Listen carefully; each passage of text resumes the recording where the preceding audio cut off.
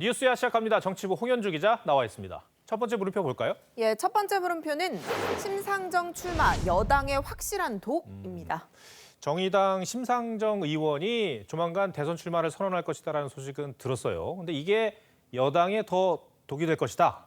예, 그렇습니다. 심 의원 말씀하신 것처럼 오는 24일쯤 대선 출마를 공식 선언할 예정입니다. 이번이 네 번째 도전인데 지난 대선에서는 6.2%, 약 200만 표를 득표하면서 유승민 후보에 이어서 5위에 머물렀습니다. 그런데 지난 대선보다 이번 대선의 상황을 보면 정의당이나 심 의원 모두 존재감이 좀 약해진 게 사실인 것 같은데 네. 근데 왜 더 민주당에 독이 된다는 얘기입니까? 네, 두 가지 포인트에서 그런데요. 네. 첫 번째는 지난 대선에서는 중도 보수 진영의 후보가 난립했었습니다.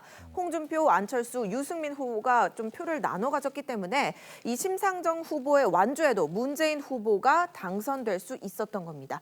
하지만 이번에는 야권 유력 주자들이 거의 모두 국민의힘에 입당을 했기 때문에 당시와는 여건이 좀 달라졌습니다. 따라서 선거가 박빙 구도로 진행되는 걸 가정했을 때 또 정의당 후보로 심상정 의원이 선출이 되는 걸 가정했을 때 지금 받는 5%가 심 의원에게 간다면 여당에게 좀 치명타가 될 수가 있는 겁니다. 또 다른 이유는 뭡니까? 예, 두 번째 이유는요. 여권 단일화에 재를 뿌리게 된다는 점입니다. 지난 서울시장 선거 때도 이 김진애 열린민주당 후보와 박영선 후보가 단일화했었죠. 이번에도 민주당과 열린민주당 간의 단일화 이벤트가 진행될 가능성이 높습니다. 민주정부 4기 수립을 함께 이뤄내기 위해 열린민주당 동지들과 다시 만납시다. 네, 하지만 정의당이 완주한다면 뿌리가 같은 이 두 정당 간의 통합, 선거에 별 변수가 되기 어려울 듯합니다. 그렇다면 2012년 대선 때처럼 심상정 의원이 민주당 후보 누가 될지 모르겠습니다만 손을 들어주고 물러날 가능성은 없을까요? 현재 상황으로는 이 실익도 좀 없고 명분도 약하다는 평가입니다. 민주당은 20대 국회에서 캐스팅 보트를 쥔 정의당을 우대해왔지만 21대 국회에서 압도적 의석을 확보한 뒤로는 정의당을 차갑게 대해왔습니다. 조국 사태에서도 의견이 엇갈렸고요. 장관들 청문 전국에서도 정의당의 데스노트를 무력화시켰습니다. 정의당 스스로가 캐스팅 보트가 될 수 없는 현실 속에서 민주당 후보의 손을 들어주는 건 불가능하다는 게 정치권 분석입니다. 이제 뭐 그렇게 하시면은 이재명은 합니다가 아니라 이재명은 하다가 맙니다 이렇게 될 수도 있다고 저는 생각합니다. 첫 번째 물음표 정리해 주시죠. 예, 첫 번째 물음표 심상정 출마 여당의 확실한 독의 느낌표는 복수의 계절로 네. 하겠습니다. 20대 국회에서 정의당 대표였던 심상정 의원 민주당 패스트트랙에 협조하며 선거법 개정을 얻어냈죠. 그런데 민주당은 21대 총선에서 약속을 깨고 위성정당을 만들었고 결과적으로 정의당은 심각한 타격을 입었습니다. 그때 앙금이 이번 대선에서 어떤 변수가 될지 흥미로운 포인트가 될 듯합니다. 네.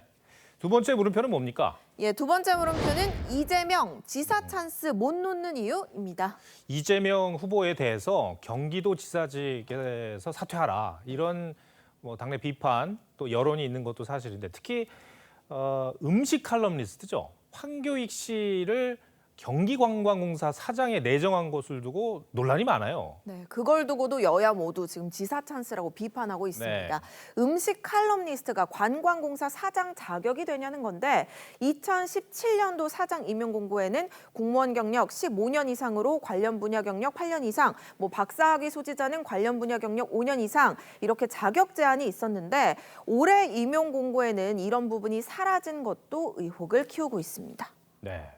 그러면 이재명 지사는 언제까지 지사직을 유지하겠다는 겁니까? 네, 이재명 캠프 관계자들의 이야기를 들어봤는데요. 최근 이 후보가 법정 사퇴 시한인 12월 9일까지 도지사직을 유지하겠다고 말했다고 합니다. 코로나19 상황에 따른 도정 공백 책임을 명분으로 들고 있지만 지사직 유지에 따른 정치적 부담이 커지고 있는 것도 사실입니다. 지사직을 갖고 있지만 마음은 콩맛에 가 있지 않습니까? 예. 딱 직책을 놓고 뛰는 것이 저한테 경선 완주와 도지사직 유지 둘 중에 하나를 굳이 선택하라고 요구하면 도지사직을 사수하겠습니다. 여러 비판이 있는데도 불구하고 지사직을 유지를 하는 걸 보면 확실히 유지를 하는 것이 득이 된다고 판단을 하는 것 같아요. 네, 그렇습니다. 예. 아무래도 현재 시점에서는 지사직 유지가 대선 행보에도 불리하지 않다는 평가가 있습니다. 정부 방침과 달리 이 지사가 어제 1,300만 경기도민 모두에게 재난지원금을 지급하겠다고 발표했죠. 경기도정과 본인의 대표 공약인 기본소득을 좀 자연스럽게 연결시킬 수 있는 기회로 만들고 있다고도 볼 수 있을 겁니다. 경기도는 기본소득 홍보 예산으로 34억 원을 썼는데 기본소득은 사실 경기도 공약이 아니라 이재명 지사의 대선 후보로서의 공약입니다. 경기도는 올해만 10차례 서울 여의도 호텔 등에서 도외 행사를 개최하면서 이 수천만 원을 쓴 사실이 TV조선 보도로 알려지기도 했습니다. 예전에도 도지사들이 대선 출마를 해서 논란이 됐었던 적이 있었죠. 네, 그렇습니다. 현재 대권 경쟁자기도 한 김두관 후보가 2012년 재임 2년차에 경남지사직을 사퇴하고 대선 후보 경선에 도전했다가 큰 비판을 받았습니다. 이때 교훈 때문인지 2017년 대선에서는 6명 지자체장이 경선에 참여했지만 단 한 명도 사퇴하지 않았습니다. 네. 두 번째 물음표도 정리해 주시죠. 예, 두 번째 물음표 이재명 지사 찬스 못 놓는 이유의 느낌표는 무엇이 중헌디로 하겠습니다. 앞서도 보셨지만 이 지사는 경선 완주와 도지사직 유지 중에 택하라면 도지사직을 택하겠다라고 말했습니다. 이 지사가 법에 보장된 권리와 책임을 누리려는 것으로 볼 수도 있겠지만 당 선관위에서조차 마음이 콩밭에 가 있다고 비판이 왜 나오는지도 좀 곰곰이 생각해봐야 하지 않을까 싶습니다. 네. 홍현주 기자 오늘 설명 잘 들었습니다.